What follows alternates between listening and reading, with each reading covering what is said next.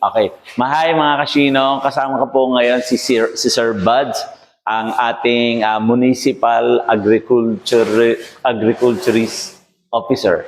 No? Sir Buds, tanong lang po, paano, ito po ay bagong ani, itong bawang na to? Yes, sir. Okay. Mga ilang araw na po siya na ani? Bali, kahapon lang, sir. Kahapon lang. Ito po ba yung nabilid na sa araw?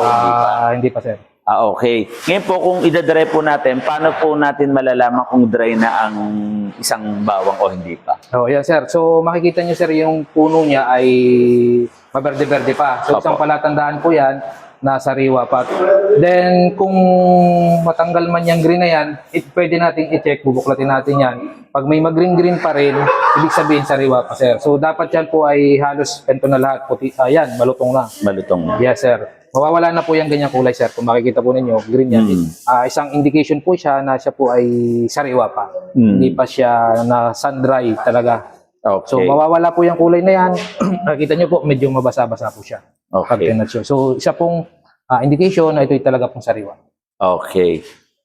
So, yun po mga kasinong. Ito po ay ilalagay natin sa ating dryer, onion garlic dryer.